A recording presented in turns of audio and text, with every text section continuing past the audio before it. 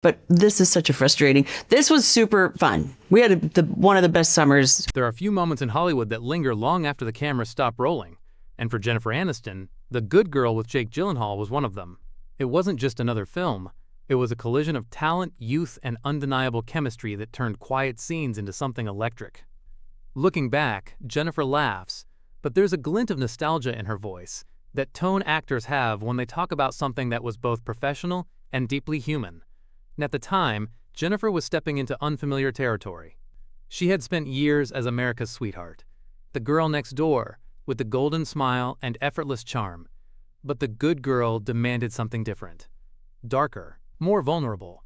She was playing Justine, a lonely woman trapped in a mundane life, desperate for meaning. Opposite her was a young, intense Jake Gyllenhaal, barely in his 20s, with eyes that held both innocence and danger. He was just too talented, Jennifer once said with a teasing grin. It wasn't fair. But behind the laughter was truth. Jake had a presence that filled the room even when he wasn't speaking. He was quiet, observant, and then suddenly magnetic. There was a confidence about him that felt unpolished yet powerful, as if he didn't even realize how captivating he was. Their scenes together were heavy, emotionally charged, layered with intimacy and conflict. And yet, between takes, the energy was something else entirely. Jake would flash that shy, knowing smile, the one that could break a scene's tension in an instant. And Jennifer would find herself laughing when she wasn't supposed to. I'd be in the middle of this serious, heartbreaking scene, she recalled, and he'd just look at me, really look, and everything would vanish. My lines, my focus, my composure. Gone. There's a word she used for him, sweetly lethal. It fits perfectly. Jake wasn't the loud, flirtatious type. His charm was quiet, slow burning, the kind that sneaks up on you. He carried himself with a sort of respectful calm, yet his eyes betrayed something playful, almost dangerous.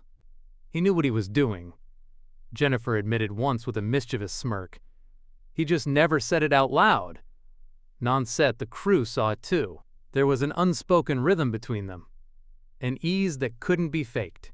When the cameras rolled, they slipped into their characters effortlessly.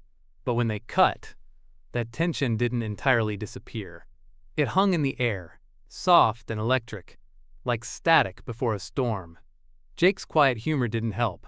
He'd whisper something ridiculous between takes, timing it just right to break Jennifer's focus. And that was it, she said. Scene ruined. Everyone laughing. Me blushing. MBUT beyond the teasing. There was respect, deep and mutual. Jake admired her professionalism, the way she balanced humor and heart even in the toughest scenes. For Jennifer, working with someone so young yet so grounded was refreshing. He had this rare mix, she said, of humility and confidence. Like he knew he was good but didn't need to prove it. Years later, fans would speculate about whether their chemistry extended beyond the screen. The way Jennifer smiled when his name came up in interviews didn't help quiet the rumors, but she handled it with grace, always skirting the line between confession and mystery. Jake, she'd say, laughing softly, was trouble, the best kind. When Jake himself was asked years later, he admitted to having a crush on her during filming. It was torture, he said with a grin, like having a crush on your teacher. He described their time together as both thrilling and nerve-wracking. And Jennifer, ever the queen of composure, had no idea. NTHAT mutual admiration, that unspoken spark has lasted decades. Even now, when their names are mentioned together, there's a collective sigh from fans who remember The Good Girl not just for its story, but for the subtle magic between its leads. It wasn't just acting, it was connection caught on film. Jennifer often says that chemistry is one of Hollywood's most unpredictable forces. You can't fake it, she insists. It's either there or it's not. And with Jake, it was definitely there. When asked what made it so memorable, she paused for a moment, as though replaying scenes in her mind. The late-night shoots, the laughter between takes, the feeling of being seen in a way that transcended the roles they were playing. It's rare, she said finally. Sometimes, you meet someone who reminds you why you fell in love with storytelling in the first place. Jake did that for me. NHER words carry warmth, but there's also something wistful in them, like remembering a summer that ended too soon. That's the thing about moments like those in Hollywood. They're fleeting, but unforgettable. NFOR. Jennifer Aniston. Jake Gyllenhaal wasn't just a co-star. He was a spark, the kind that ignites both the art and the heart. Sweetly lethal, she once called him. And even now you can tell, she meant every word. Hollywood has a funny way of pairing souls who seem meant to find each other, even if only for a few fleeting hours on set. When Jennifer Aniston and Jason Bateman first worked together, it wasn't the fireworks of instant attraction that marked their connection. It was something subtler, something steadier. The kind of bond that starts with laughter and lingers long after the jokes fade. Jason and Jennifer had known of each other for years before they ever shared a screen. Both had come up through the same world. Television's unpredictable rhythm, fame's fickle affection, and the quiet exhaustion that comes with staying likable in a business built on facades. But when they finally teamed up in The Switch, audiences immediately sensed it. This wasn't just acting. It was two old souls, perfectly in tune, pretending to fall in love, and maybe, in some small way, actually doing it. Jason Bateman was nothing like Jake Gyllenhaal's intense, brooding energy. He was dry, sarcastic, dependable, the kind of man who doesn't try to charm but somehow always does. He wasn't sweetly lethal. He was quietly disarming. His humor was razor sharp, but his warmth came from the spaces between his words. The pauses, the glances, the moments when he let silence say everything. Jennifer often said that Jason was her safe place on set. With Jason, she explained, you could be falling apart inside, and he'd just make one tiny comment that made the whole world feel lighter again. During The Switch, she was coming off a difficult period, a whirlwind of tabloids, heartbreak, and the constant microscope of public fascination. She was tired of being the one who got left, tired of every smile being dissected, every man she spoke to turned into a headline. Jason never brought any of that up. He never asked, never pried. Instead, he'd walk onto set with his easy grin and say something like, "You look like you're about to tell me I missed my cue again." And just like that, she'd laugh. NTHAT was Bateman's secret power, subtlety. He didn't demand attention, he earned trust. Their chemistry on-screen was effortless because off-screen, they shared something deeper than flirtation. Respect. Jason admired her professionalism, how she showed up prepared, grounded, still humble, despite being one of the most recognizable faces on earth. Jennifer admired his calmness, that quiet flame that burned steady even when chaos swirled around. And in interviews, she'd light up when talking about him. "Jason's the guy who makes you believe that good men still exist," she said once, half joking but meaning every word. "He's one of those rare people who are exactly who they appear to be." NBUT. It wasn't all seriousness. They were notorious pranksters on set. During filming, Jason once swapped Jennifer's water with flat soda, just to watch her reaction during a take. She didn't miss a beat, kept her line, gave him a knowing glare, and whispered later, "You owe me a new palette." They laughed so hard the director had to call a break. That's how it was with them, a shared rhythm that no script could create. Years later, their friendship only grew stronger. They worked together again on Horrible Bosses and Office Christmas Party, their dynamic evolving with each project. Every time the same magic reappeared, that ease, that comfort, that understanding. In an industry often fueled by ego, Jason Bateman was refreshingly grounded. He didn't chase gossip, he didn't play games. He was, as Jennifer once said, a gentleman in a sea of chaos. And maybe that's why their bond felt so different. Because it wasn't built on drama or tension, but something rare in Hollywood. Quiet consistency. There's a beautiful irony to it. Jennifer, who spent decades being painted as unlucky in love, found one of her most meaningful relationships in friendship, with a man who never wanted anything from her except honesty. In one interview, she smiled and said, "If life had worked out differently, I'd have married Jason in another universe. But then again, maybe we'd ruin what we already have, and I wouldn't trade that for anything." And Jason? He's never shied away from his admiration for her either. When he received his Hollywood Walk of Fame star, Jennifer was there, tears in her eyes as she spoke about his kindness, his loyalty, and how he'd always been her rock through the unpredictable tides of fame. Her voice cracked when she said, "He's one of the truly good ones." That's the thing about Jason Bateman. He's not the man who sweeps you off your feet. He's the man who keeps you standing when the world tries to knock you down. And for Jennifer, whose life had been defined by loss and reinvention, that kind of presence was more intoxicating than any whirlwind romance. They never dated, never crossed that invisible line. But everyone who saw them together, in interviews, on red carpets, behind the scenes, could feel it. A connection built on unshakable trust and deep affection. It was romantic but not romantic. Intimate but untouchable. And Hollywood often celebrates the explosive, the scandal, the passion, the heartbreak. But sometimes, the most powerful bonds are the quiet ones. The ones that don't burn fast but glow slow, warm, and steady. Jason Bateman was that for Jennifer, a reminder that love, in its purest form, doesn't always need to be declared. Sometimes, it just needs to be. And maybe that's why their friendship endures. Not because it defied the rumors, but because it transcended them. In a city built on illusion, they found something real. And a quiet flame, still burning. If there's one man in Hollywood who seems untouched by time, it's Paul Rudd. The world jokes about his secret to eternal youth, but Jennifer Aniston swears it's not skincare. It's his soul. He's powered by yogurt and good intentions, she once laughed, that signature sparkle in her eye. But beneath the jokes lies a truth that even Jennifer can't deny. Her bond with Paul is one of the most effortless, genuine, and enduring friendships she's ever known. Their story began long before the cameras of Friends or Wanderlust rolled. They met in the unpredictable chaos of the 90s, both on the rise, both still figuring out who they were in an industry that loves to tell you who to be. Back then, Paul was charmingly awkward, endlessly kind, and almost allergic to ego. Jennifer, already carrying the early glimmers of fame, found him refreshingly normal. When Paul joined Friends as Mike Hannigan, Phoebe Buffay's sweet, slightly offbeat love interest, he entered a world already iconic. The cast was tight-knit, the chemistry sacred. Yet somehow, he fit in like he'd always been there. For Jennifer, it was immediate comfort.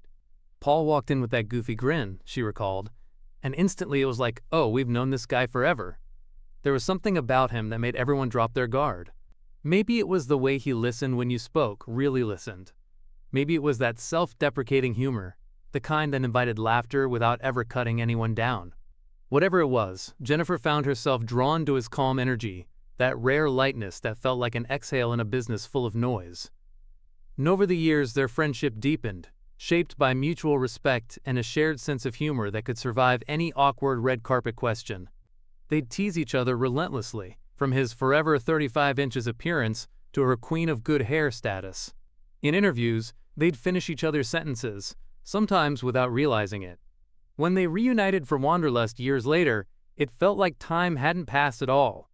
And filming that movie, Jennifer said, was one of the most joyful experiences of her career. Paul makes everything feel easy, she explained. There's never tension, never pressure. He's like that friend who shows up at your door with coffee just because he felt you might need it.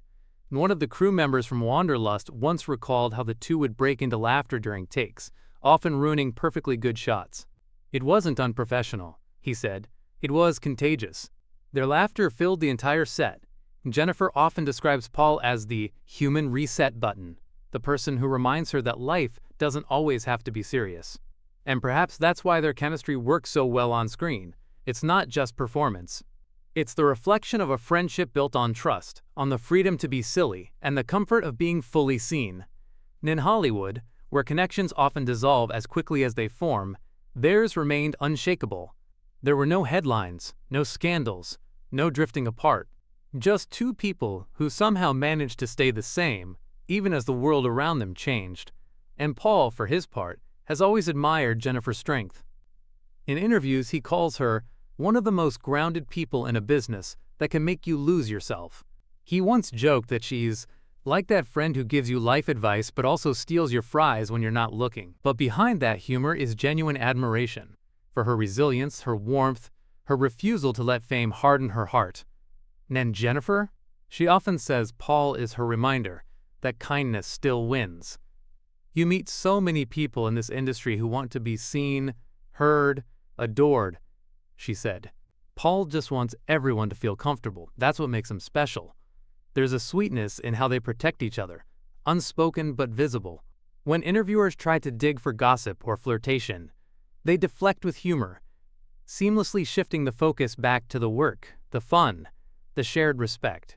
Their friendship doesn't need to prove itself. It just is. Jennifer once told a story about a tough time in her life, one of those quiet heartbreaks she never fully talked about. She said Paul was one of the first to notice. He showed up one day with takeout and just sat there. No questions, no advice, just presence. That, she said, meant everything. In a world that thrives on performance, Paul Rudd is disarmingly authentic. He doesn't play roles off-screen. He lives sincerely. And for Jennifer, who spent her life navigating spotlight and scrutiny, that kind of honesty feels like gold. Their dynamic, playful, protective, pure, has turned into something almost familial. "Paul's like my twin soul," she once said, laughing. "Except he got the good skin genes," he responded by saying, "That's not true. I just moisturize with joy." When fans watch them together, whether in interviews, behind-the-scenes clips, or red carpet reunions, they sense something rare. Two people untouched by Hollywood cynicism. They aren't selling chemistry. They're living it. In The Beauty of Jennifer, and Paul's connection isn't in what might have been, but in what is. A friendship that survived fame, distance, and decades. The kind of bond that doesn't fade with time. Because time, it seems, forgot about Paul Rudd altogether. And maybe that's the real secret behind his agelessness. It's not in the skin or the smile, it's in the heart. The same one that has, for years, reminded Jennifer Aniston that the best kind of love isn't always romantic. Sometimes it's the laughter between two old friends who never stopped believing in good intentions, and maybe a little yogurt. If Jennifer Aniston's world was built on grace, timing, and composure, Adam Sandler came crashing through it like a whirlwind of noise, jokes, and jelly donuts. Where she was precise, he was unpredictable. Where she thrived on subtlety, he lived for chaos. And yet somehow, when they met, the two found the kind of magic that even Hollywood couldn't script. A chaotic, hilarious, and unexpectedly tender partnership that's lasted decades. Their first major collaboration, Just Go With It, 2011, was the cinematic definition of chemistry that couldn't be faked. From the very first day on set, it was clear that Adam and Jennifer weren't just co-stars. They were siblings in mischief, conspirators in laughter. There was something about their dynamic that transcended the camera lens. They weren't trying to be funny. They were funny in that natural, unfiltered way that can't be rehearsed. Jennifer often describes Adam as her brother who won't stop making her laugh. It's not a metaphor. It's a reality. He teases her endlessly, mocks her coffee orders, interrupts her takes, and somehow gets away with all of it. Why?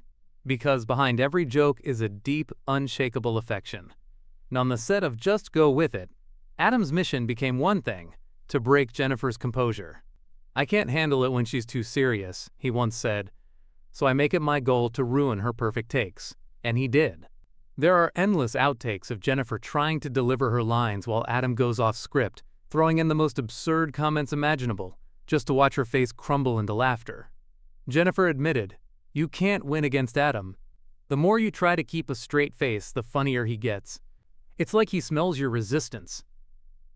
In Beneath the Comedy Chaos, there's something far more profound between them, a quiet loyalty that's become the foundation of their friendship.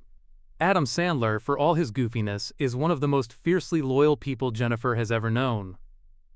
"He's the guy who calls to check on you just because," she said. "He remembers birthdays, anniversaries, your dog's name. He shows up when it matters." NTHAT loyalty isn't just words, it's action. When Murder Mystery came around in 2019, it wasn't just another movie. It was a reunion of hearts. They slipped back into that effortless rhythm, the kind that comes only with trust built over years. The same laughter, the same teasing, the same spark. Only deeper, more seasoned. Jennifer once shared a story from that shoot that perfectly sums up their friendship. It was a long day, the kind where exhaustion hangs heavy in the air. She was tired, emotionally drained, and fighting a headache that just wouldn't quit. Adam noticed. He didn't make a big deal of it. He just disappeared for a bit and came back with her favorite smoothie. No cameras, no audience, no grand gesture. Just Adam being Adam, the prankster with a golden heart. That's what makes him special to her. The contradiction. He's chaos wrapped around kindness. The loudest guy in the room, but also the one who listens the most. Non-screen, their chemistry feels electric because it mirrors who they really are off-screen. Two people who bring out each other's light. Jennifer grounds Adam. Adam reminds Jennifer not to take life too seriously. Together they strike a balance that neither could achieve alone. And yet beneath all that laughter, there's a surprising emotional core. Jennifer once admitted that Adam was one of the few people who could make her cry. Not from laughter, but from kindness. He has this way of seeing through you, she said. You could be pretending to be fine, but he knows. He always knows. During an awards ceremony where Jennifer was being honored, Adam took the stage to give a speech. Instead of reading from the teleprompter, he went off script, classic Sandler style. But his words were heartfelt. Jen's the best, he said. She's kind, she's funny, she's the real deal, and she still somehow laughs at my jokes. That's how I know she's a good person. NTHE room erupted in laughter, but Jennifer's eyes glistened. Because beneath the humor, Adam meant every word. He always does. They've shared more than a decade of work. Just Go With It, Murder Mystery 2, and countless interviews and events. But their connection goes beyond Hollywood. They attend each other's family gatherings, check in on birthdays, and send thoughtful notes. When Adam's wife and daughters joined Jennifer at her Walk of Fame ceremony, it wasn't a PR move. It was family showing up for family. And in return, Jennifer has always celebrated Adam's success as if it were her own. When he received critical acclaim for Uncut Gems, she proudly said, "People forget how good Adam is. He's not just funny, he's brilliant. He has this huge, beautiful heart, and it shows in everything he does." Their friendship also stands as proof that not every male-female dynamic in Hollywood has to be romantic to be deeply meaningful. People always assume, Jennifer once laughed, but it's not like that. He's my brother. If my brother wore cargo shorts to a red carpet and made fart jokes during emotional scenes, and that's the truth of it. They don't need romance to have connection. They already have something pure, trust, laughter, and the freedom to be unapologetically themselves. Adam once said that Jennifer's presence is like good weather. It makes everything better, but you don't realize how much you needed it until it's gone. That's how he sees her, a quiet force of calm that steadies the storm. And for Jennifer, Adam is the reminder that joy doesn't have to be perfect. It can be loud, messy, unpredictable, but real. He reminds me that movies are supposed to be fun, she said, and that life is supposed to be funny. In a city obsessed with appearances, they are beautifully unpolished together. They laugh too loud, hug too long, and never take themselves too seriously. Maybe that's why their friendship works, because it's built not on the image of who they're supposed to be, but the comfort of who they truly are.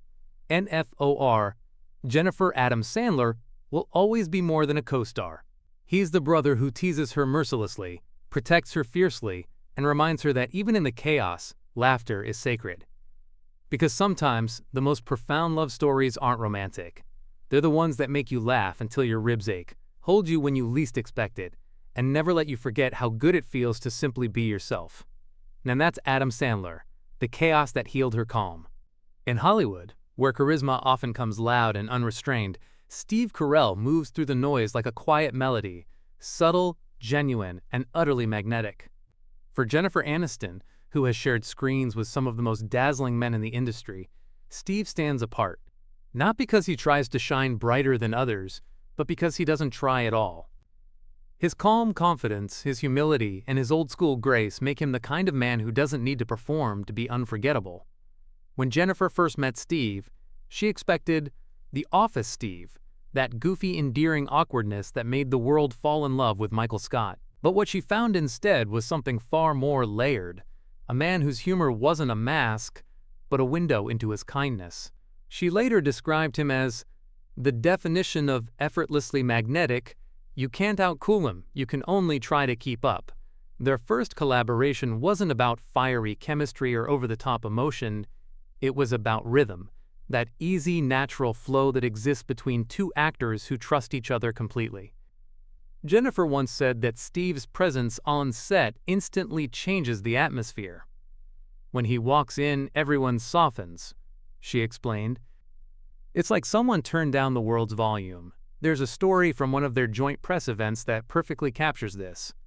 A reporter tried to provoke a reaction by asking Jennifer about her romantic reputation, the endless media fascination with her love life. Before she could even respond, Steve gently intervened. "We're here to talk about the film," he said with a polite but firm tone, his smile never fading. It wasn't loud. It wasn't offensive. It was protective. The kind of gesture that doesn't draw attention but speaks volumes. Jennifer later called it one of the kindest acts of quiet respect she's ever experienced. That's who Steve Carell is. The man who doesn't need to be the hero, but somehow always ends up being one anyway. Behind his gentle humor lies a deep intelligence that Jennifer finds endlessly fascinating. "He listens more than he talks," she said. "But when he does speak, it's usually the smartest thing anyone's said all day." She admires his patience, his ability to pause before reacting, and his refusal to let fame distort his priorities. Steve's the kind of person who makes you want to be better, not because he asks you to, but because you watch how he moves through the world.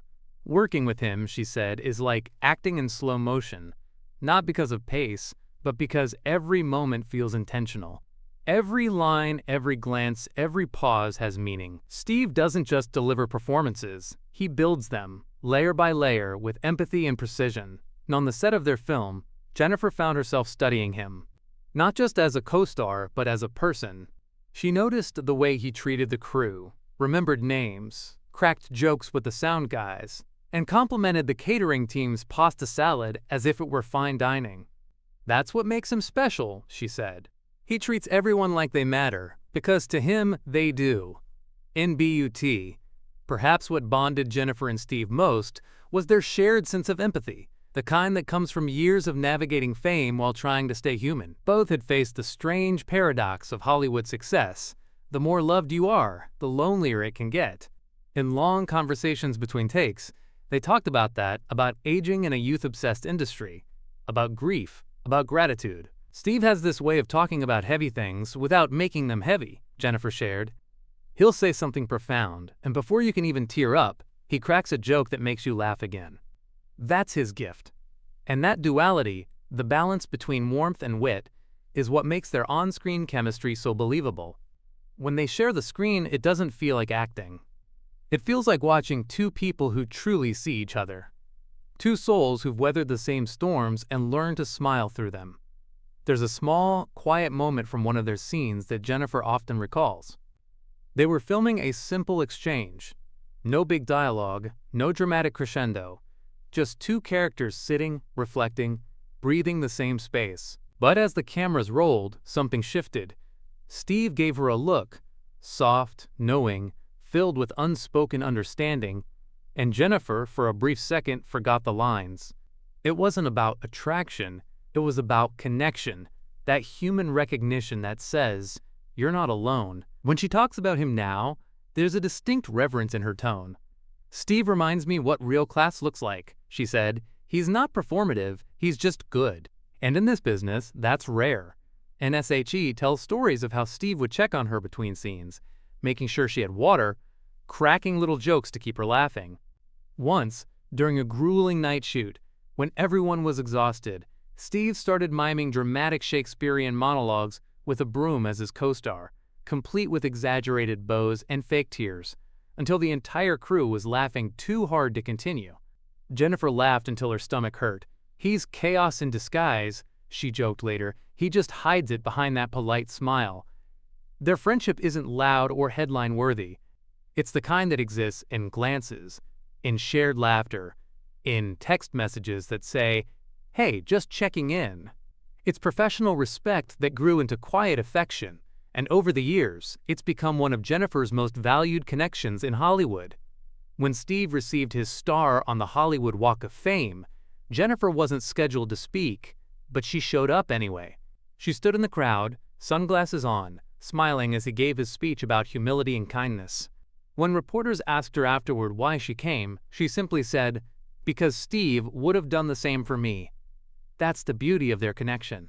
There's no spectacle, no pretense, just two people who recognize something kindred in each other, dignity wrapped in humor, empathy wrapped in strength. And maybe that's why Jennifer feels such admiration for him. After decades of existing in a world that thrives on noise and performance, she's drawn to those who move quietly but leave a lasting impact. Steve Carell is that kind of presence, the kind that steadies you without ever needing to be noticed. He's a reminder, she once said softly, that being good isn't boring.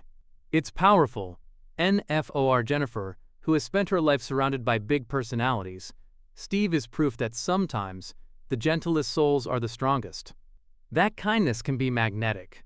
That real charisma doesn't need to shout. And as the years go on, her respect for him only deepens. Because in Steve Carell, Jennifer Aniston found something Hollywood rarely gives, a mirror of grace, NNOT, the glamorous kind splashed across magazine covers. The quiet kind that endures long after the lights fade, the kind that makes you believe that decency in its purest form is still the most captivating thing in the world. When Jennifer Aniston talks about John Krasinski, her entire expression softens, not in that starry-eyed way that tabloids would love to misinterpret, but in that rare tone of admiration reserved for people who make life lighter simply by existing. He's the kind of man, she once said, who can walk into a room full of stress and somehow make everyone breathe again. Their paths first crossed long before they shared the same screen. John was the charming everyman from The Office, America's sweetheart with the disarming smile and a brand of humor that never demanded attention but quietly stole it anyway. Jennifer by that point was already an institution, Hollywood royalty whose very name evoked warmth, wit, and that enviable mix of charm and strength. When they finally collaborated, fans expected sparks, but what emerged was something subtler, the kind of easy chemistry that feels more like home than heat. From the first table read, Jennifer noticed John's gentle rhythm, his way of listening deeply before speaking, his respect for everyone around him, from the lighting crew to the extras. In a town notorious for inflated egos, John was refreshingly grounded. "He's not performing kindness," Jennifer said with a smile. "He just is kind." During filming, John brought a sense of play that Jennifer couldn't resist. He would improvise quietly, slipping in lines so natural and mischievous that she often broke character mid-scene. "He's sneaky funny," she'd laugh.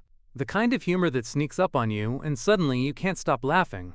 The director once joked that shooting days with the two of them felt less like work and more like a summer camp, one filled with inside jokes, laughter echoing through the studio walls, and a strange sense of timelessness that made everyone forget the outside world existed.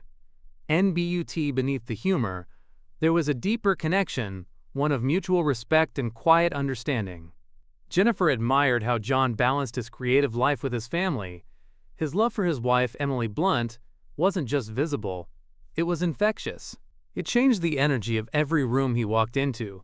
"He makes you believe in good men," Jennifer once remarked softly. "Not the fairy tale kind. The real kind, who love deeply, laugh freely, and lift others without trying to impress anyone." Non-set, John would often deflect compliments with a joke, and Jennifer, quick-witted as ever, would match him line for line until the crew was in stitches.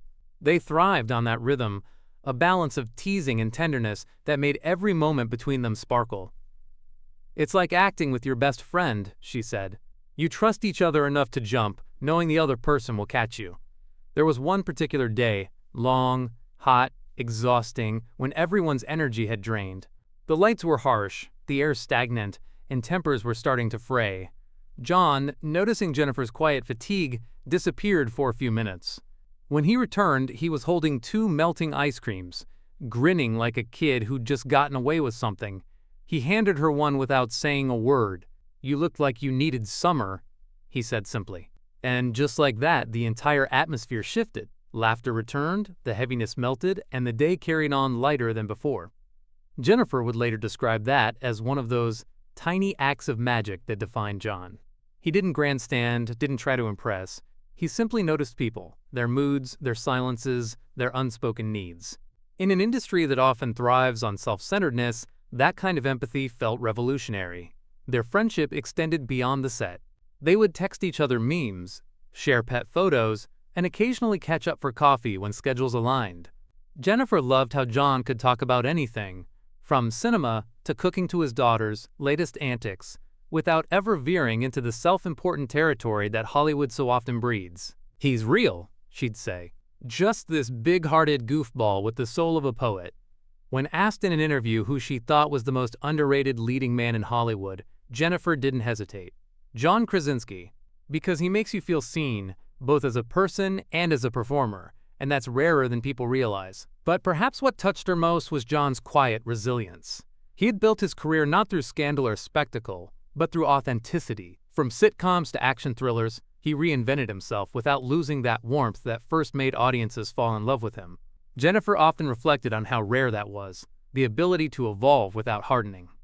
"He reminds me that you can be ambitious without being ruthless," she said. "That you can be funny without being cruel. And that success doesn't have to make you colder. It can make you kinder." During their final shooting day together, as the crew wrapped up, John pulled Jennifer into a quick hug. "Thanks for making this feel like play," he said with his trademark grin. She smiled back, a touch of melancholy in her voice. "Thanks for reminding me it's supposed to be." Later that night, she posted a behind-the-scenes photo of them laughing between takes. Her caption was simple: "Some people just make work feel like summer." It wasn't tagged, but anyone who knew their bond understood. Years later, in a podcast interview, Jennifer was asked what made her happiest in her work after all these decades. Her answer was immediate: the people, the laughter, the little moments you can't script, like sharing ice cream on a tough day, or cracking up so hard you forget there's a camera. That's the good stuff. And in that moment, you could almost see it: the sunlit set, the laughter spilling into the air, the friendship that felt as effortless as breathing. John Krasinski didn't just remind Jennifer Aniston of why she loved acting. He reminded her of what it meant to love life itself. NFOR. Jennifer, he wasn't just another co-star.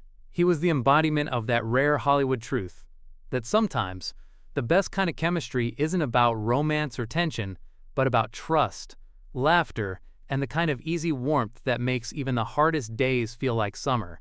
NHE was, as she put it, the reminder that joy can be quiet and still fill a room. When Jennifer Aniston talks about Ryan Reynolds, her laughter always arrives first, that signature contagious laugh that fills the room before the story even begins.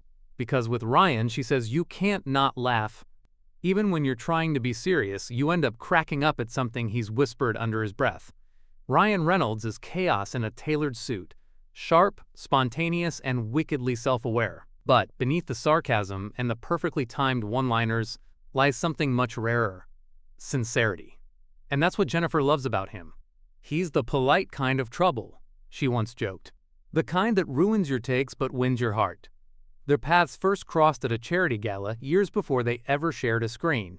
Jennifer remembered him as the guy who somehow made a tuxedo look like a punchline, joking with waiters, photobombing celebrities, turning awkward small talk into stand-up material. "He didn't just own the room," she said, "he liberated it." When they finally worked together, Jennifer quickly realized that Ryan's energy was unlike anyone else's. He didn't just perform, he played. Every scene became an improvisational dance between his lightning wit and her grounded humor. "He's impossible in the best way," Jennifer laughed. "You think you're in control of a scene, and then suddenly, you're just trying to keep up with him." NBUT. It wasn't just comedy that impressed her. It was his kindness. The quiet, genuine way he treated people when no one was watching. Between takes, he'd check on crew members, crack jokes with assistants, and remember everyone's names. "Ryan makes people feel seen," Jennifer said. "That's his real superpower. Not the jokes, not the charm, but the way he makes everyone feel like they matter." There was one afternoon on set when the schedule had gone off track, tensions were high, and everyone was exhausted. Ryan noticed the crew's fatigue before anyone else did. Without saying a word to the producers, he ordered pizzas for everyone and personally helped hand them out. "You could feel the mood shift instantly," Jennifer recalled. Suddenly, everyone was laughing again. That's Ryan. He finds joy where others lose patience. Jennifer also admired how Ryan balanced his chaotic humor with genuine emotional depth. Beneath the wisecracks, he carried an empathy that surprised even her. During one scene that required subtle vulnerability, Ryan dropped the jokes and gave a performance so sincere it left the crew silent. "It's in those moments," Jennifer said softly, "you realize he's not hiding behind humor. He's using it to reach people." And off camera, their friendship carried the same playful warmth.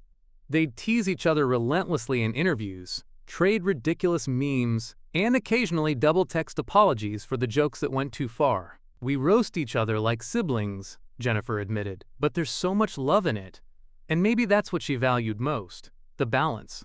Ryan was both mischief and heart, confidence and humility. "He reminds me," she said, "that you can make people laugh without ever being cruel. That humor can heal if you use it right." As she reflected on their time together, Jennifer smiled, her tone softening. "Ryan's the kind of person who walks into your life like a gust of laughter and leaves it a little brighter. He's chaos wrapped in kindness, and I mean that as the highest compliment." And in the end, she didn't remember the jokes as much as the feeling, the lightness he brought, the shared laughter that made long days unforgettable. To Jennifer, Ryan Reynolds wasn't just another co-star. He was a reminder that even in an industry built on illusion, the best connections are the ones that make you forget you're acting at all. "He's trouble," she said with a grin, "but the kind you never want to avoid."